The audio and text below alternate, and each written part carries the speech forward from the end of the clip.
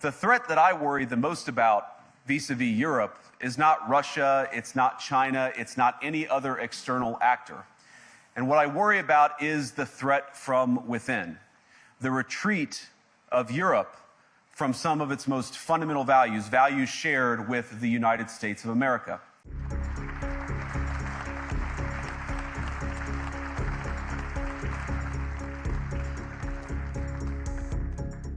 Europe faces many challenges, but the crisis this continent faces right now, the crisis I believe we all face together, is one of our own making. Now, the good news is that I happen to think your democracies are substantially less brittle than many people apparently fear. And I really do believe that allowing our citizens to speak their mind will make them stronger still. Which, of course, brings us back to Munich, where the organizers of this very conference have banned lawmakers representing populist parties on both the left and the right from participating in these conversations. And of all the pressing challenges that the nations represented here face, I believe there is nothing more urgent than mass migration. Today, almost 1 in 5 people living in this country moved here from abroad. That is, of course, an all-time high. It's a similar number, by the way, in the United States, also an all-time high. The number of immigrants who entered the EU from non-EU countries doubled between 2021 and 2022 alone, and of course, it's gotten much higher since. And we know this situation, it didn't materialize in a vacuum.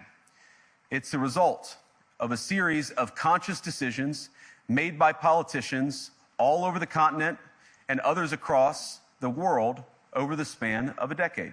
No voter on this continent went to the ballot box to open the floodgates to millions of unvetted immigrants.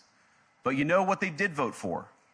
In England, they voted for Brexit, and agree or disagree, they voted for it.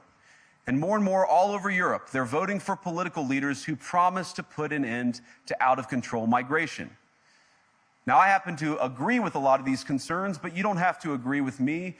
I just think that people care about their homes, they care about their dreams, they care about their safety and their capacity to provide for themselves and their children. And they're smart. I think this is one of the most important things I've learned in my brief time in politics.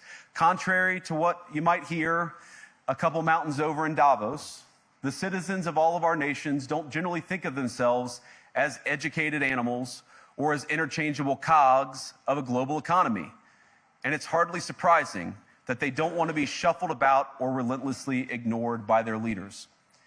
And it is the business of democracy to adjudicate these big questions at the ballot box.